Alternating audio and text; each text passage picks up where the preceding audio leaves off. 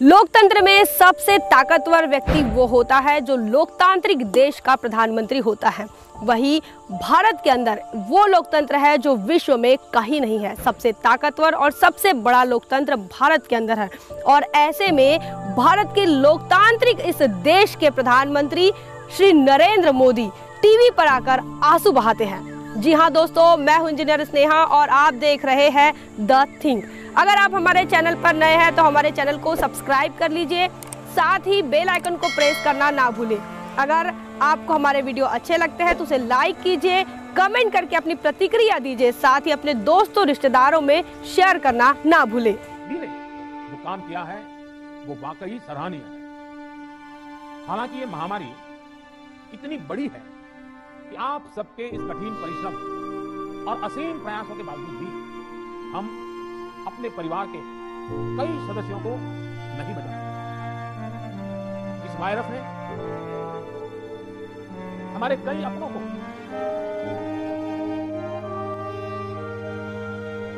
हमसे छीना है।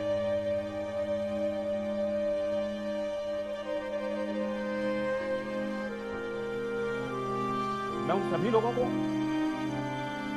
अपनी विनम्र श्रद्धांजलि देता हूं और उनके परिजनों के प्रति सांत्वना व्यक्त करता हूं। भारत के अंदर कोरोना महामारी की दूसरी लहर चल रही है और ऐसे में तमाम देश के अंदर कई हालातों का सामना इस देश के SC, ST, OBC और समस्त देशवासियों को करना पड़ रहा है।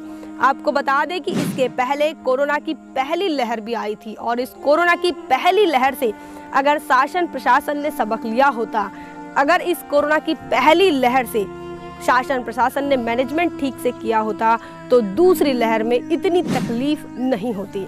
आपको बता दें कि इस देश के प्रधानमंत्री टीवी पर आते हैं और आंसू बहाते हैं। क्यों? तो भाई इस देश के अंदर जो मौतें हुई है, लोगों ने जो जान गंवाई है, उस बात को लेकर आंसू बहाते हैं।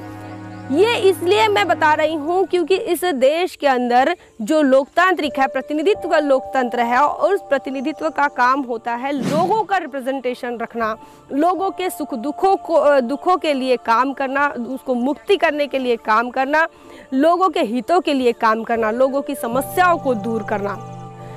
जैसा कि आप तमाम सारे लोग जानते हैं कि इस महामारी के दौरान अस्पतालों का क्या आलम रहा। इस महामारी के दौरान ऑक्सीजन के सिलेंडर लोगों को नहीं मिल रहे थे। आज वैक्सीन का जो सिस्टम है आज वो कोलैप्स होते हुए नज़र आ रहा है। कहीं पर मिल रही हैं, कहीं पर नहीं मिल रही हैं, कहीं पर अवेलेबल है, कहीं पर नहीं है। उसके बाद दवाइयों का आलम ऐसा है कि दवाइयाँ नहीं मिल रही हैं।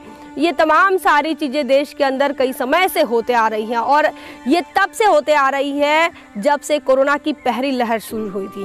लेकिन देश के प्रधानमंत्री उन्होंने पहली लहर में मैनेजमेंट तो किया नहीं, किया क्या? तो उन्होंने थाली बजवाई, उन्होंने तालियां बजवाई, उन्होंने दिया जलाने के लिए बताया, लेकिन कोई भी बड़ा ऐसा अहम ठोस कदम उन्होंने नहीं उठाया। और उसके बाद ये दूसरी लहर का उसी का हर्जाना हमें दूसरी लहर में भुगतना पड़ रहा है क्योंकि अस्पतालों में ऑक्सीजन नहीं मिले, ऑक्सीजन के सिलेंडर अवेलेबल नहीं है, कई जगह पर ऑक्सीजन के प्लांट अवेलेबल नहीं है, जो है वो कबाड़ की हालत में मिले। इस प्रकार की जो हालत रही, उसके बाद आपको पहली लहर में आपको पता है प्रवासी मजदूरों की क्या हालत हुई, चल चल कर लोगों ने अपनी जानें भी गंवाई है। तो ये तमाम जो सारा हुआ, तो इसके लिए अगर कोई हैंडल कर सकता है तो वो हैंडल करने वाली जो सिस्टम होती है उसे शासन प्रशासन कहा जाता है। और इन तमाम शासन प्रशासन के जो प्रमुख होते हैं, अगुवाई जो होती है वो प्रधानमंत्री के नेतृत्व में होती है। तो प्रधानमंत्री का काम होता है इन तमाम सारी चीज़ों पर एक मैनेजमेंट बनाना और मैनेजमेंट बनाकर इसको इम्प्लीमेंट करना, लेकिन ऐसा नहीं हुआ। दूसरी लहर में प्रधानमंत्री मोदी जी बीजेपी को जिताने के लिए बंगाल चले गए और पश्चिम बंगाल में उन्होंने अपने चुनाव की रैलियां की, भर भर के रैलियां की, लोगों को इकट्ठा किया। जो उन्होंने नियम बताए थे कि भाई कोरोना से बचने के लिए आपको मास्क ज़रूरी है, कोरोना से बचने के लिए आपको 2 गज की दूरी आवश्यक है, लेकिन प्रधानमंत्री मोदी इन्होंने अपने चुनावी तमाम रैलियों में, चुनावी सभाओं में उन्होंने इन तमाम सारी चीज़ों को ध्यान नहीं दिया और वहाँ पर कोरोना के तमाम सारे सावधानियों को निगलेक्ट करते चले गए। उसके बाद आज कई समय बीतता गया और फिर अचानक से टीवी पर आए और फिर उन्होंने आंसू बहाना शुरू कर दिया।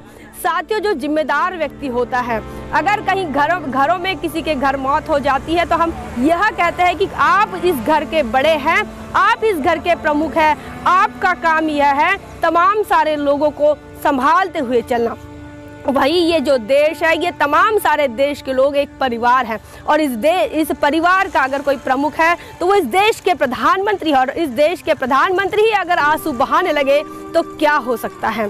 कुछ नहीं हो सकता। साथियों, इस देश के अंदर जिस प्रधानमंत्री, जिस प्रमुख का काम था तमाम सारे लोगों को ताकत देना, तमाम सारे लोगों को सेवाएं या सुविधाएं मुहैया करा देना, उन्होंने उन तमाम सारी चीज़ों को छोड़ा और आंसू बहाना शुरू कर दिया।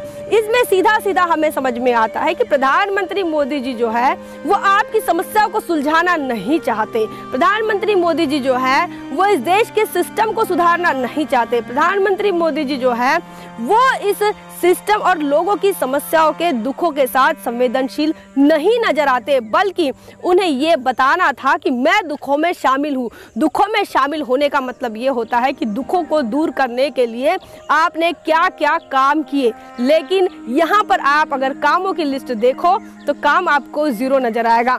आपको ये भी बता दूं कि यूपी के अंदर कई आंकड़े इन्होंने दबा कर रखे। वहां पर भी बीजेपी की सरकार है और योगी सरकार ने कई मौत हुए लोगों की आंकड़े उन्होंने दबा कर रखे और आज उनकी जो लाशें हैं वो नदी के किनारे मिल रही हैं। तो इस प्रकार की जो हालत है, अस्पतालों में लोग मर रहे हैं, अस्पतालों में लोगों को जगह नहीं मिली।